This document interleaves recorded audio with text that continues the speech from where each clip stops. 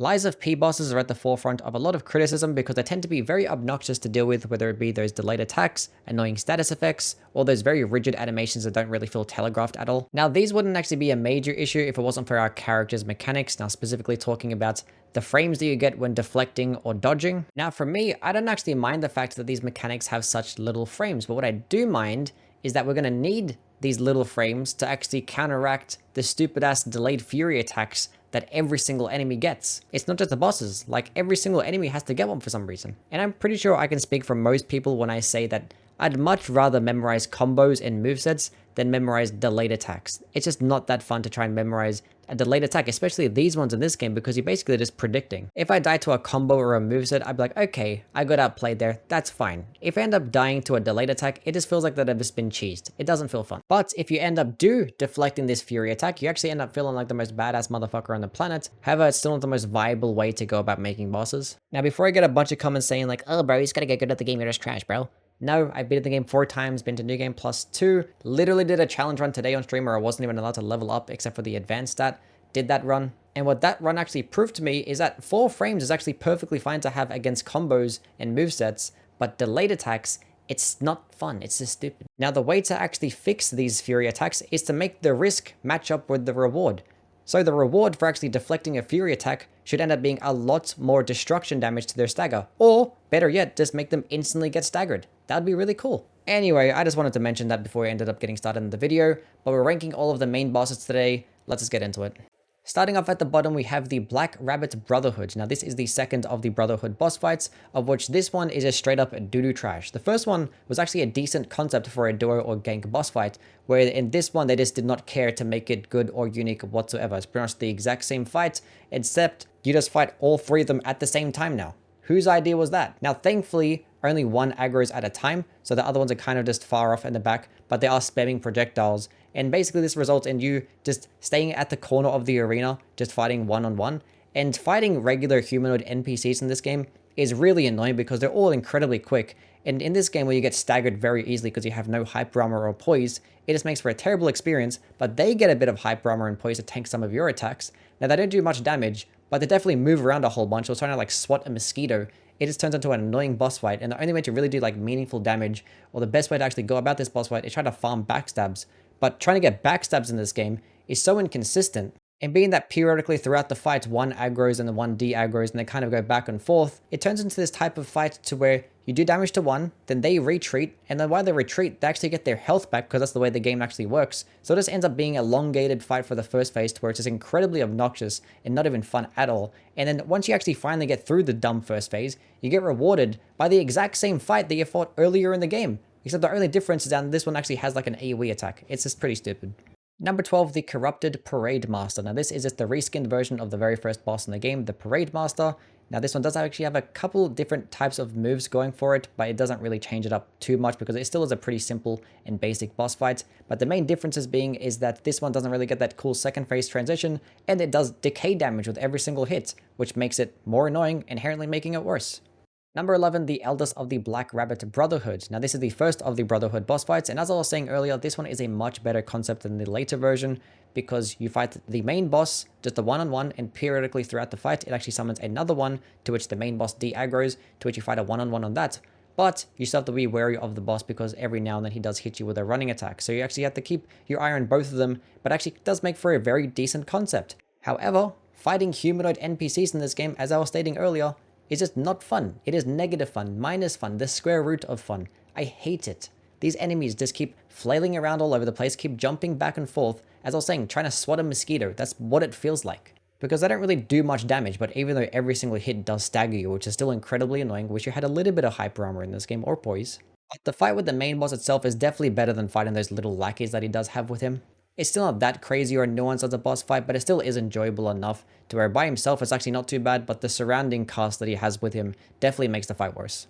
Number 10, we have the Parade Master. Now this is like the opening boss of the game, so it's obviously not going to have too much of a nuanced moveset. It's going to be pretty basic and simplistic, which it actually does serve its purpose as a good tutorial boss. Obviously can't really get much higher or lower than this, being that how simple it actually is, but the design is actually really nice. The second phase transition is actually really cool, nice introduction to the game.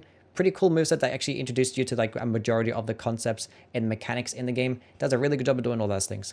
Number 9, we have the King's Flame FUOCO. Now, this boss, I don't really care for it much because it's very simplistic, very similar to how the Parade Master is. And it's kind of unfortunate how this one actually followed up the Scrapped Watchman, which is actually a very decent and nuanced boss fight, but this one doesn't really have many movesets going for it. Even the second phase is kind of lackluster, as it only really just adds a couple more projectile attacks, which honestly, they can be kind of annoying sometimes. But its moveset itself seems pretty bare bones that I would hardly even qualify it as like one of the main bosses, but it does, so it's going to be on the list. Number 8, Fallen Archbishop ANDREUS. Now, honestly, I don't really care much for this boss fight either, outside of the design and the boss music, because the moveset doesn't really do too much for me. It kind of feels like a lesser version of the Green Swamp Monster, because it does have pretty basic combos at melee distance, but he doesn't have like any types of bullshit attacks in the first phase. So dodging and deflecting does feel kind of cool, and it does feel very rewarding as well. But as for the second phase, don't really care much for this one either. They had a cool concept with like one side you have one moveset and then go to the other side of the boss and it gets a different moveset, but both kind of just suck in general. The skinny person side doesn't really do much for me. That shit's like a very annoying boss fight, keeps floating around all over the place. So you always just go to the other side because it's much easier and much more manageable, because it's just like a slightly different version of the first phase with its moveset. But once again, doesn't really change up too much. It's an okay boss fight at best. It does have some cool massive AoE attack that it does get, which I guess is kind of cool, but yeah, can't really get anything higher than this. Number 7, we have the Green Monster of the Swamp / the Puppets Devouring Green Monster. Now this one I started out hating, but over time it actually has really grown on me, and I'm honestly starting to like it somehow. Now the first phase is definitely the best part about it. The moveset of that first phase actually does feel very nice to dodge or deflect the attacks, and the whole fight does actually flow kind of nicely. Now this doesn't really have no faults with it. Obviously, those delayed attacks can be very obnoxious when you keep spamming them over and over again, and that weird like AoE projectile attack that he gets does have some weird hit detection. If that could get fixed, because like the hitboxes don't actually align with the model itself. But I like the design of the fight, I like the concept of it, and I just like the first phase a lot. Now the second phase isn't going to be as strong, definitely, because it is just a reskinned version of the Scrapped Watchman. Now it actually is like a slightly decent reskin. They didn't just like add 1 or 2 moves. It actually has a few different types of moves as well. But for the most part, the fight does actually play out the same way. But obviously, the Scrapped Watchman is actually a pretty decent boss fight. So reskinning a good boss fight isn't going to really get you too far off from actually being somewhat decent. The fact that it is reskinned is definitely going to hurt it. And that charge attack can be kind of stupid as well.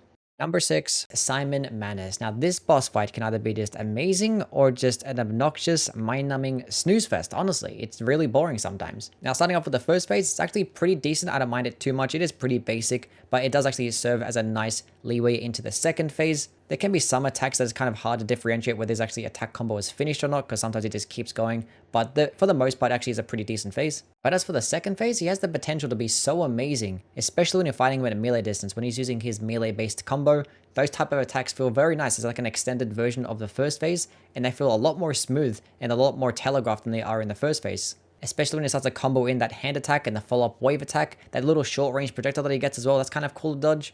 But when it starts to go south, is when he starts to do that stupid projectile AoE spam. There is nothing more obnoxious in this game than fighting Manus when he just spams projectiles and AoEs. The fight just lasts so long for no reason. This guy didn't even need a health nerf, didn't need a damage nerf. They just needed to cut the amount of AoEs and projectiles that he did spam. Because with how this game actually works, when you leave an enemy for a while, they end up getting their health back. So basically, you spend 30 minutes of the fight just running around, and he's going to get his health back every single time, because you can't really punish him as he's spamming those projectiles, because obviously you're not going to have any openings in between. And especially when the second phase hits, when that big giant hen comes from the sky, he periodically comes in every now and then, and you have to like run to the other side of the arena, otherwise you're just going to get clapped by that thing, especially in New Game Plus. So that's basically the entire fight. It's just running around, waiting for him to get his health back until you finally get an opening to do a little bit more damage. Then you start running again to get his health back. It's like, it's not that hard or bullshit of a fight. It's just incredibly long for no reason. And you probably end up dying by running out of flasks. That's pretty much how you die every single time. If they just cut the stupid AoEs and projectiles by half, it would instantly be like an S tier boss fight. Number 5, the Scrapped Watchman. Now this is a very solid boss. I really enjoy this one. Definitely the best early game boss that there is. From everything to the really cool design, amazing animations, very distinguishable attacks, and every single one of those cool combos that he does get does feel very nice and rewarding to deflect and dodge. And even when the second phase comes around, doesn't really change up too much from the first phase, but actually does have its different type of flavor with this cool electric shock attacks. So we have to play like a little bit different, but you still get just enough openings. But the design and the animations is definitely the best thing about this boss fight, with how crazy and manic that he starts to move around all over the place, and especially when he gets that grab attack off, that shit's actually crazy. He probably doesn't go as hard as some of the other bosses that you'll see on this list, but he definitely is a very solid boss fight. Number 4, Champion Victor. This boss fight is actually really good, and another one that really grew on me as well. But this is another boss that has amazing design and really cool animations. Every single Souls game has to have that one big strength, big brolic motherfucker as a boss, and they really hit it out of the park with Champion Victor. Great voice acting, amazing attacks. Every single one does feel very nice to dodge, especially those like cool combos with the unblockables, not too delayed as well. Feel very nice to deflect. And he gets a really cool cutscene transition to the second phase that actually does feel like a very nice extension of the first phase. Normally when you have a first to second phase transition, it's always the first phase is like very basic, like very watered down, and the second phase just goes apeshit and insane. This one, both first and second phase do feel very similar and actually somewhat comparable as to which one I actually like better, because they're both really good. But with how amazing the moveset is and combined with the cool animations, it definitely is deserving of a top 5 boss. Number 3, we have the Nameless Puppets. Now, I've actually practiced on this boss plenty of times. I have a lot of time fighting this boss because I really enjoyed it. After you've learned the moveset, becomes like the most enjoyable boss fight. At least for me, it is the most enjoyable boss fight to fight against. However, there are some downsides to it, which definitely hurt it. One, the first phase is way different to the second phase. As I was talking about with Victor, both of those phases feel very similar in terms of difficulty and how they actually work. With the Nameless Puppet, it feels like the first phase is way too easy, and the second phase just changes up things completely, even though I feel like they should be like an extension of one another, especially because they look the exact same. But both phases feel just amazing to fight. The first one is just so cool to just deflect everything. It's like the only part of the game where like every single attack can be easily deflected, because there's such nice telegraphed attacks. Even the delayed attacks aren't really too egregious as well. It just feels like a very nice solid boss fight. Now for a final boss fight, I'm not sure if that first phase can really pass, but the second phase definitely feels very final boss fight-ish, because it turns everything up to 11 and he just goes absolutely apeshit. Now in this phase, you wouldn't really want to deflect much. You can just dodge half of it and you end up just missing. But the cinematics of the fight itself are just flawless. Now, a couple of other downsides. Once again, the delayed fury attacks that come out instantaneously, they're really annoying, but when you do time it perfectly, it does feel really nice. And another weird downside that I have is the final boss, and the boss arena kind of feels very lackluster. I wish it was something a bit more cinematic. Even if you take into account the theme of the game itself, it does feel like it should be more of a cinematic moment than what it actually is, especially with that boss arena just being very bland. It is a weird complaint, but it definitely is an S tier boss. Number 2, LAXASIA the Complete, the most badass bitch in the entire game. From everything, the cool armor set and weapon that she gets in the first phase with his big bonking strength attacks with his insane combos. That entire first phase has like such clean animations and movesets to try and dodge and react to. Then the second phase comes around with an amazing transition cutscene, and then it turns into like the most cinematic fight in the entire game, because she's just raining down a whole bunch of lightning spears and deflecting every single one back at her feels so nice and very rewarding as well. Now she can have a couple of stupid attacks like that really quick lunging attack, and that charge attack can be kind of stupid as well. But she is just an amazing fight because she moves at incredible speeds, but they all feel like they're very manageable to deal with, and it's deflecting and dodging every single one of her lightning combos. While you're trying to combat her with your own stuff, it just makes for an incredible cinematic experience. Number 1, Romeo, the King of Puppets. Now this boss fight just has flawless design, from the art direction to the clean animations. Look how cool these attacks look. They're incredibly unique. It definitely feels like you're fighting the King of Puppets when you go up against that first phase. Like, who thinks of attacks like these? That is so unique. And every single one of the attacks definitely feel very telegraphed and actually distinguishable from the last attack. And the fight just flows very nicely, feels very manageable as well. Does actually feel very rewarding with the different types of attacks that you can punish. And then the second phase comes around with yet again another classic transition cutscene with this like pretty boy Terminator looking ass dude that has the most ridiculous and insane looking movesets and combos. And compared to the other humanoid bosses like LAXASIA and the Nameless Puppet, this guy feels a little bit more of like a rabid beast. He just attacks with a lot more aggression, and you see his like eyes start to glow mid combo as well. He's like really pissed off when he's fighting us. And it's memorizing his entire combo and getting the timings right and deflecting every single attack just feels so cool. So yes, definitely an S tier boss fight, and in my opinion, it's the best one in the entire game. Anyway, that's the end of the list. As always, please do like and subscribe, because we'll have some more Lies of P videos coming along the way. And do follow me on Twitch, because I will be live every single day, whether we be playing this game or other Souls games as well. Anyway, see you guys in the next one. Bye.